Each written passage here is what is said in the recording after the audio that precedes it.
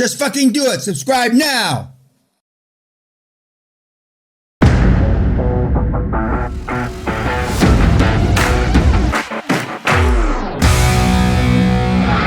the forest with your family because there's no internet. He doesn't know. We're all you knew. You grew up, you know.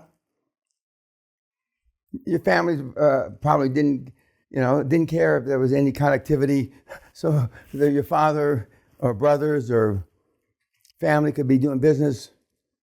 So these kids, their default is a dumbed down QLA. It's fucking terrific. But there's still a probability. Raising kids is like a pain in the ass. No, modern scientific data, data, which I can show you. You should have, if you're going to have one kid, you should have 3. Because 2 aren't going to be worth a shit. And 1 out of 3 will be all right. Not a superstar, just all right. When I go to these deals with rich people, supposedly, the guy that was CEO, just retired, CEO of a big Fortune 200 company, did you know the name? He says, I have 2 kids. I have a 24-year-old daughter who's lost her way, and I have a 17-year-old daughter that will never find her way. Same best school, actually, his 2 daughters went to the same school my daughter went to for grad school. I can't find anybody that is more or less kind of my contemporary that's got kids worth of shit. In hindsight, would you have had kids? No. In hindsight, I wouldn't have got married. I lucked out when my first wife decided she didn't want to be married to me anymore. I wasn't looking, like most guys, their wife leaves them and they lose 30 pounds. They go to the gym. They try to get a 6-pack. I was across the table at a deal in London. And this good-looking blonde with big tits was on the other side. And she was beating up my accountants at that time. She was with EY.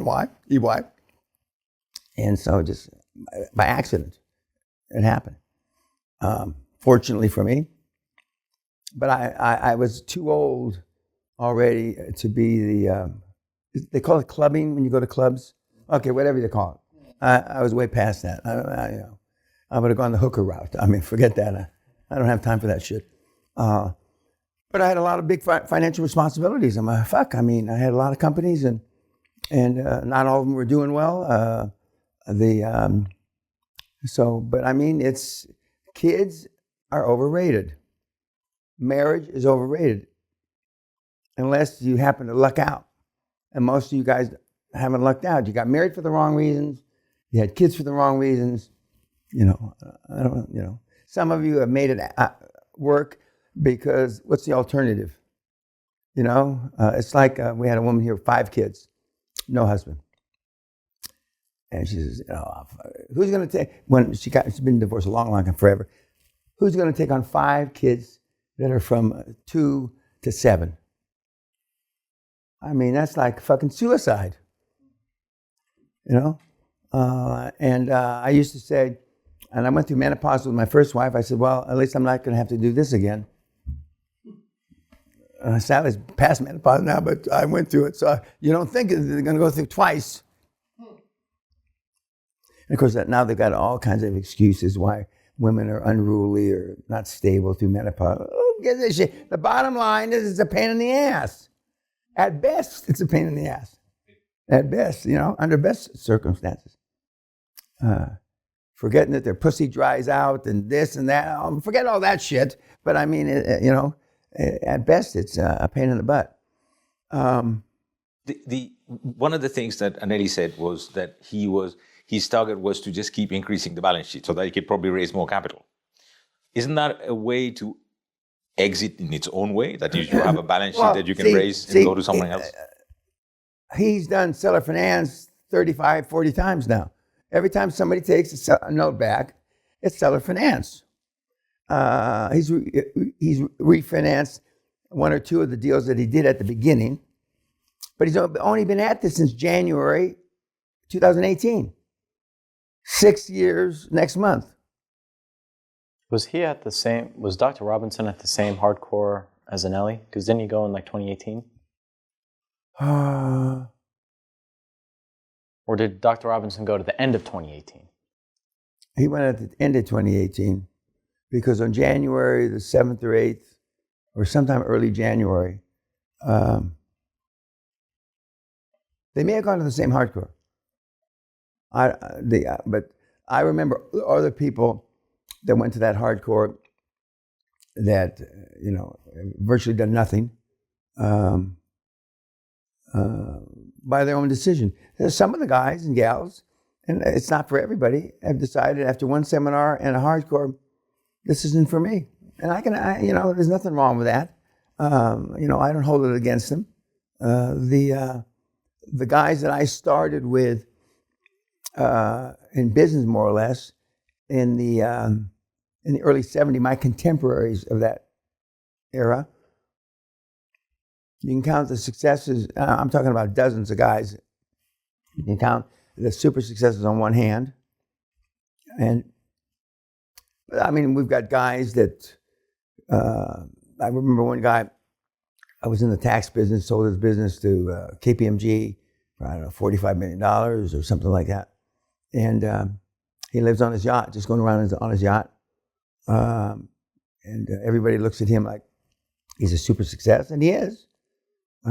He's gone through, not wives, he's gone through at least 6 or 7 girls that live on the boat with him. And they're all significantly younger than him. And I don't know the jargon for yacht talk, but they have to be able to do this, this, and this on a yacht and suck the chrome off a trailer hitch. That's the qualifications for them to be there with him. And he's 2-3 years younger than I am. But a lot of people they just want one turn, one exit. And one exit, if they can put $20 to $50 million in their pocket, that's enough. Generational wealth, by the way, is considered not in Wikipedia, but Guinness Book of Records or whatever. Generational wealth is $30 million, supposedly. $30 million, which, 30 million. And I haven't had to work since August the 10th, my birthday in 1984, the day I took Great Western public, And I would never, after I got ousted from Great Western in 92, January 7, 1992, I would never do this again, because this is hard fucking work. Getting you to do what I want you to do when I want you to do it. And the truth of the matter, in those cars that Sally and I have had over the years, is because you don't want it as much as you talk about wanting it. Like when we discussed last night at dinner, you've got to have a permanent hemorrhoid up your ass about it. And I have had that for decades. That's all I think about it. That's all I think about. And I don't think about anything else. And it's caused me to have the family, or the lack of family life that, a lot of people cherish. I'm the most un-Hispanic, un-Catholic guy on the planet, because certain things I was raised that were more important. And when I married my first wife, I want to put you in a castle, make you a queen, but I'm never going to be home. That was the deal. I kept my part of the bargain. I changed one diaper, 3 kids, one diaper, and I was shamed into that. Shit was running down the inside of Danny Jr.'s leg, and I held him in the bathroom of a big office building in Century City. I held him under the water faucet like this, and as I'm going like this, he peed, and the pee hit me in the shoulder, and then we got some towels, paper towels, and a stapler, and we stapled the paper towels around him, and that was his diaper. And that's it. I saw my grandkids last night. My granddaughters apparently got some kind giant genes in her. She's tall. And she's only 8. Tall like she should be 28. And grandson is growing normally. But I don't get a cheap thrill out of it. I just don't. I don't. I get a cheaper thrill out of Tremaine's and my deal closing. That's just the way it is. But for a company that is a conglomerate, as they call it, what sort of board do you get? Because then, Well, he has 6 guys plus himself. He's got a retired conglomerator, a guy that had built a conglomerate before and then finally exited. He didn't have kids to leave it to, okay? And he's got a big investment banker who's been CEO of a big investment bank. He's got a world-class transaction lawyer and a world-class transaction accountant and himself. And as he said in that video, which is about a year old, he's down to 65% for himself. And the other 35 are owned by the rest of the board. And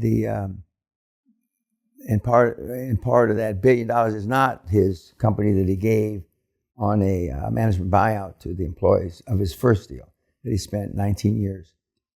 That's that's not considered a part of it. And he's done 7 or 8 webinars for us. He said, even though I was a hotshot here, it took me 19 years to be a hotshot. He said, I want to be a hotshot 19 months. More or less he was. But with no support, etc. And no money. No, it's never easy, even if you have to start with $100 million because your dad left you $100 million or something, or left you $10 million, or left you $1 million. But when you start with nothing and you build something worth $1 billion, that's pretty remarkable. That's pretty fucking remarkable. But it doesn't even look the same. Pictures, the slide I showed you from a couple of days ago, this is me when I first came here, and this is me as a success. He doesn't look the same. Yeah, he looks like he lost a lot of weight, actually. Oh, he's picture up on the wall? Yeah, he's lost about 40 pounds in all, and he didn't have 40 pounds to lose. He was muscly. That guy that left here sick, that used to be 6'3.5", 245. He 8 or 10% body fat. He had muscles on muscles. You saw what he looked like.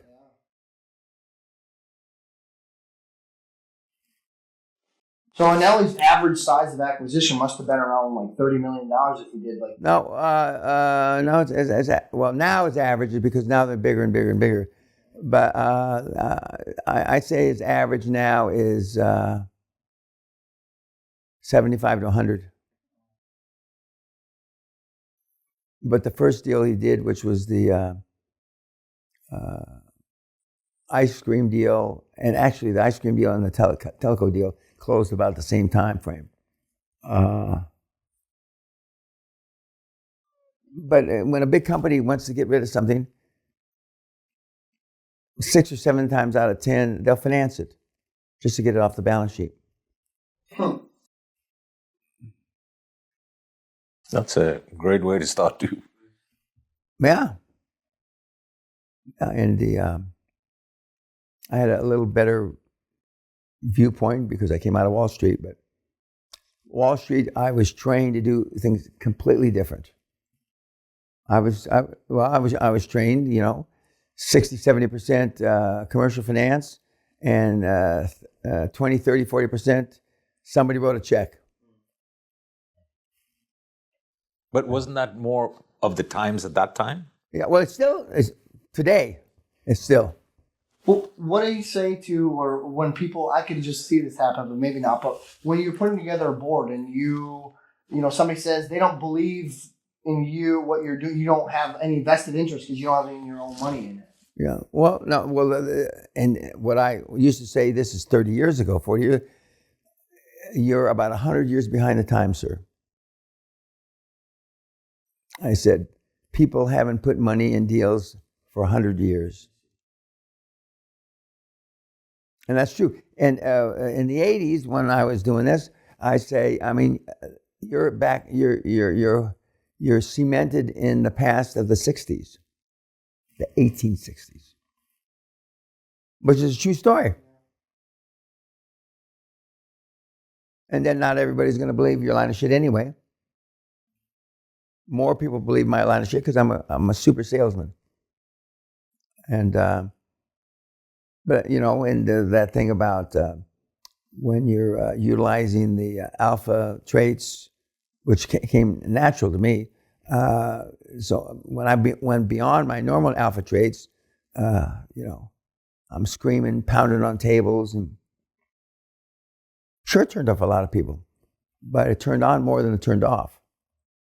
You remind me of me. I remember I'm at Anheuser-Busch back in the day, and we were rolling up breweries, and they had decided to spin off some kind of fucking brewery. I forget what it was.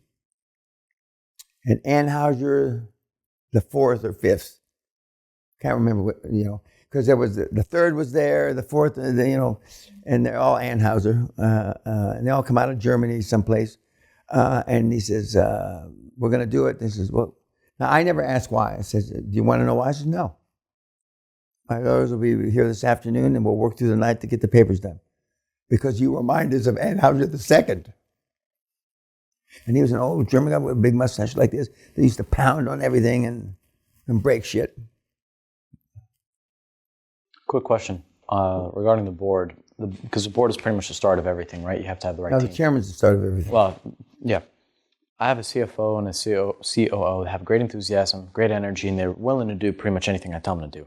But they might not have the qualifications for somebody that's going to build a $50 or $100 million business. No. The first CEO, CFO, everybody you should be able to get you to 25 million.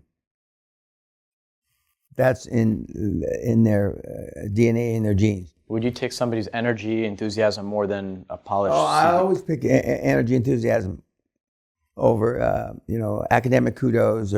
But you measure that energy, enthusiasm by how many deals have they completed. They're 45 years old. How many deals have they done? How many billions or tens of billions has it encompassed? And, you know, there's no shortage. And these guys, I mean, there's a gazillions of them, and most of them are on LinkedIn. Andres' board has a plethora of experience. Fuck.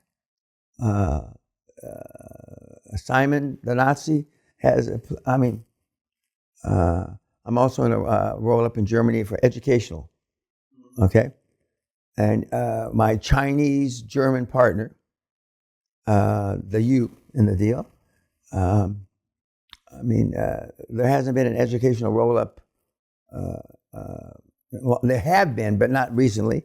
I mean, and they've got qualifications, guys, buying and selling, but educational roll-ups, normally they buy 4 or 5 or 6, and then they exit to a private equity.